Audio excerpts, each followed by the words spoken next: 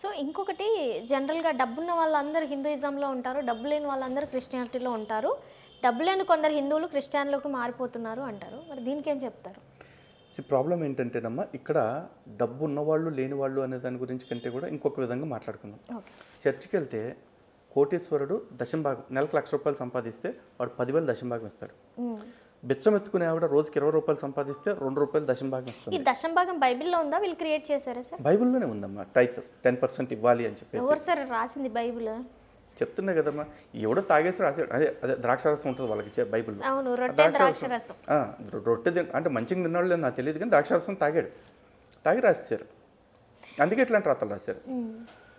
డబ్బు ఇచ్చి మార్పిడి చేసుకుంటున్నా అంటారు, అదే డబ్బును దోచేస్తున్నారు. మళ్ళీ ఇచ్చింది ఇచ్చినట్టే వెనక్కి తీసుకుంటున్నారు. సింపుల్ అమ్మా, నెట్వర్క్ మార్కెటింగ్స్ అని చెప్పేసి కొన్ని కంపెనీస్ ఉంటాయి. మీరు మా కంపెనీలో మెంబర్షిప్ తీసుకుని 1,500 కట్టారంటే మీకు ₹5,000 బెనిఫిట్స్ వస్తాయి అంటాడు. ₹5,000 బెనిఫిట్స్ అటు $1,00,000 ఇస్తాడా?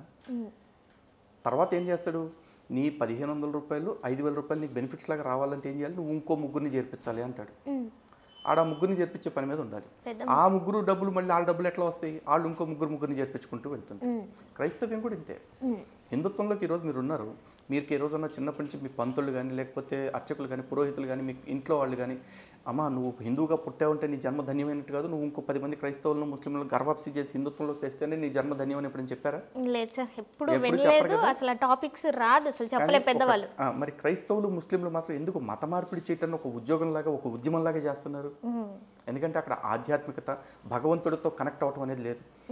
ఈడు మారిన మతంలోకి ఇంకో 10 మందిని మార్చడం, ఈడు నమ్మిన మార్గంలోకి ఇంకో 10 మందిని లాక్కొచ్చి ఈడు నమ్మిన అబద్ధమే నిజమని నిరూపించడమే వాళ్ళ టార్గెట్ అవుతుంది.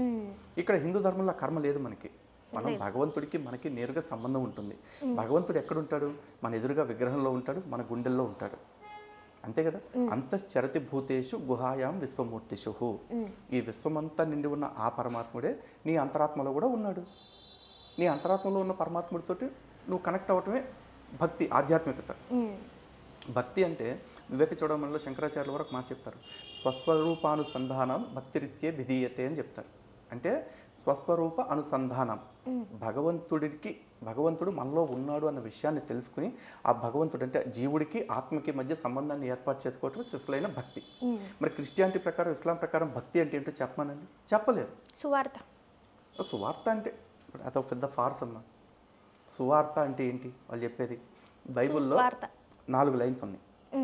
4 లైన్స్. యేసుక్రీస్తు కన్యకకు పుట్టాడు, యేసుక్రీస్తు శిలువ మరణం పొందాడు, యేసుక్రీస్తు మరలా పునరుత్థానం చెందాడు, 3వ రోజున లేచాడు, యేసుక్రీస్తు మరలా 2వ రాకడ వస్తా అన్నాడు.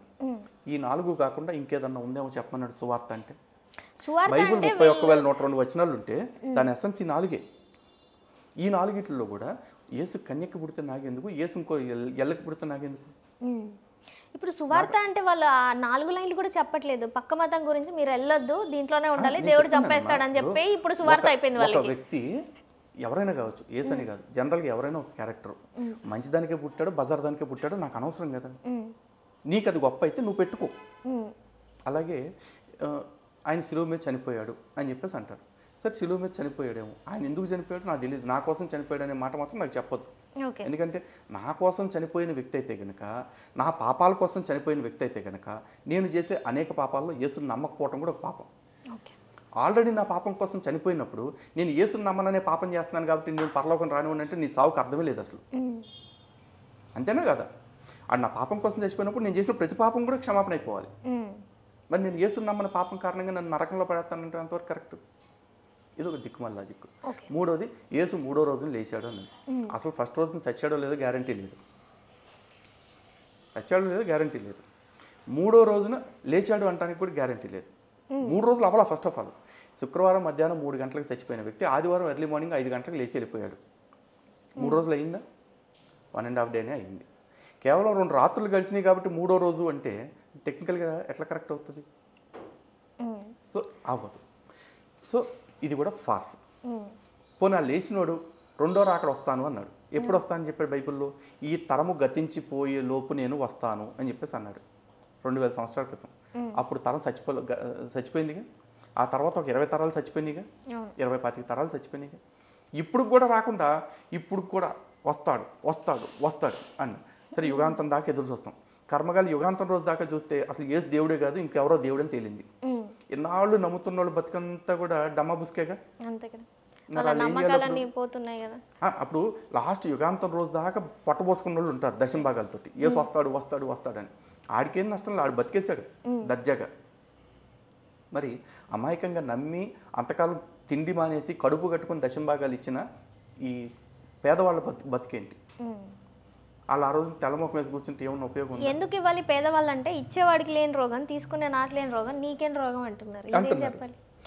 ప్రాబ్లం ఏంటంటేనమ్మా, ఇచ్చేవాళ్ళతోటి నాకు రోగం లేదు, తీసుకునే వాళ్ళతోటి నాకు రోగం లేదు. కానీ ఇక్కడ ప్రాబ్లం ఎక్కడ వస్తుందంటే, ఇచ్చేవాళ్ళు అట్లాంటి ఎదవలకు అందరికీ ఇచ్చి మేపి బడుతుల్లాగా పందింకోళ్ళలాగా మేపాలని అయిపోయిన తర్వాత ప్రభుత్వం దగ్గరికి వచ్చి మేము పేదవాళ్ళం మాకేమిస్తావు అని అడుగుతారు. మళ్ళీ నువ్వు పేదదానివి కాదు, నువ్వు ఆయన పోషించడం వల్ల, ఆ పందిని మేపటం వల్ల, ఆయన పందింకోళ్ళలాగా మేపటం వల్ల పేదదానివి అయ్యావు. మొన్న ఒక సతీష్ కుమార్ అని ఇక్కడ కల్వరి సత్యగాడు ఒకడు ఉన్నాడు. ఆ దిక్మాలేదవ ఒక వీడియో పెట్టాడు. ఒక ఆవిడకంట గవర్నమెంట్ పెన్షన్ వస్తుందంట, ప్రతి నెల 3,000 రూపాయలు పెన్షన్ వస్తుందంట. ఆ పెన్షన్లోంచి క్రమం తప్ప ఆమె పెన్షన్ ఏమొస్తుంది? వికలాంగురాలు పెన్షన్. ఓకే. ఆమె ప్రతి నెల క్రమం తప్పకుండా దశమ భాగం తెచ్చి ఆవిడ ఇచ్చేస్తుందంట. ఒక నెల మొత్తం అసలు 3,000 రూపాయలు ఇచ్చేసిందంట. అది గర్వంగా చెప్తున్నాడు ఆడు. అరే కాళ్ళు చేతులు పనిచేయని ఆవిడ దగ్గర నువ్వు దోసుకు తిన్నది కాకుండా ఆ దోసుకు తిన్నదాన్ని దిక్మాలని ఎదవా నువ్వు 10 మందికి చూపిస్తూ మీరందరూ కూడా ఇలాగే తెచ్చి పెట్టండి, ఇలాగే దోచి పెట్టండి అని అంటున్నావు. అసలు మినిమం కామన్ సెన్స్ సార్. ఒక మనిషికి బతికినప్పుడు డబ్బులన్నీ తీసుకొని నీకు ఇది చేస్తావంటే అది కామన్ సెన్స్ లేని విషయం. మతము అనే ముసుగులో వీళ్ళు ఎంత దోపిడీ చేస్తున్నారో చూడండి. ఇక్కడే మనం మాట్లాడితే వీళ్ళు ఇంకో మాట అంటారు, మీ గుళ్ళలో మీరు పూజారికి ఇవ్వట్లేదా అని చెప్పేసి అడుగుతారు. ఎస్, నేను పూజారికి ఇస్తున్నా, కానీ నేను పూజారికి ఎంత ఇస్తున్నా?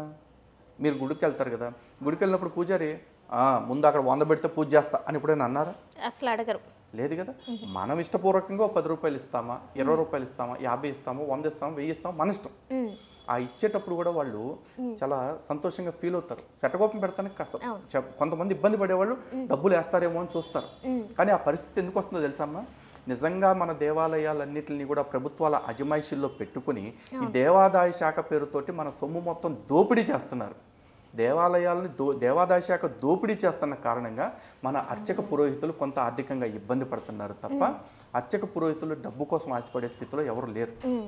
ఇప్పుడు గవర్నమెంట్ హ్యాండ్ ఓవర్ లో పెట్టుకున్నారు, మరి చర్చిలను ఎందుకు గవర్నమెంట్ హ్యాండ్ ఓవర్ లో పెట్టుకోవట్లేదు? దానికంటే ముందు యాక్చువల్ మీరు అడిగిన క్వశ్చన్ మాట్లాడాలి. హిందువుల్లో డబ్బున్న వాళ్ళు ఉంటారు, క్రిస్టియానిటీలో పేదవాళ్ళు ఉంటారు. క్రిస్టియానిటీలో పేదవాళ్ళు ఇట్లా ఉంటారు, ఉండి ఆ పేదరికంలో నుంచి కూడా పాస్టర్ని మేపుతూనే ఉంటారు పందెం కోళ్ళలాగా. కానీ హిందుత్వంలో డబ్బున్న వాళ్ళు ఏం చేస్తారు? పండగకి వినాయక చవితి వచ్చిందంటే మీ ఇంట్లో వినాయక చవితికి సుమారుగా ఎంత ఖర్చు అవుతుందమ్మా? అది మనం పూజ చేసుకునే దాన్ని బట్టి ఉంటుంది. యావరేజ్ ఖర్చు అడుగుతాను. జనరల్ గా చిన్న విగ్రహం తెచ్చుకుంటాం, ఎంతైనా ఓవరాల్ 2,000 3,000 అవుతుందా పండగ? ఒక 5,000 అయిపోతుంది. 5,000 వినాయక చవితి అవుతుంది. మీరు డబ్బున్నోళ్ళేగా ఒక మాదిరిగా. మరి మీరు 5,000 రూపాయలు ఎవరికి ఇస్తున్నారు? పూజకి ఖర్చు చేసుకుంటున్నారు. పూజకి ఖర్చు పెడుతున్నారు, కరెక్టే. భగవంతుడికి ఇస్తున్నారా? భగవంతుడి పేరు మీద కొంతమంది పేదవాళ్ళు ఆకులు అమ్ముకునేవాళ్ళు, ఆకులు అమ్ముకునే వాళ్ళు ఏమన్నా 1 కోటి రూపాయలు ఇన్వెస్ట్ చేసి ఆకులన్నీ కొనుక్కొస్తారా? రోడ్ల పక్కన కొనుక్కొస్తారు.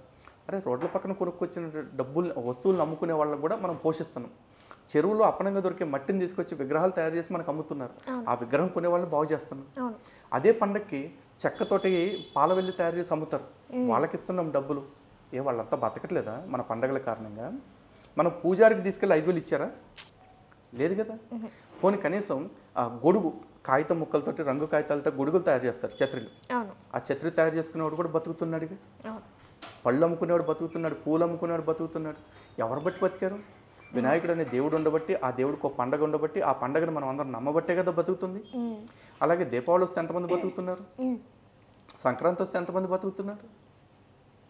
మరి డబ్బున్నోళ్ళు హిందుత్వంలో ఉండటం అంటే ఎందుకు బాగుంటున్నారు అంటే వాళ్ళ డబ్బును వాళ్ళు దాచుకోవట్లేదు కాబట్టి సంపాదించుకున్న డబ్బుల్ని పండగల రూపంలో మార్కెట్లోకి ఇచ్చి మార్కెట్లో ఎవరైతే డబ్బులు అవసరమైన వ్యక్తులు ఉంటారో వాళ్ళందరికీ వ్యాపారం ఇస్తున్నాం కాబట్టి, మనీ రొటేషన్లో పెడుతున్నాం కాబట్టి.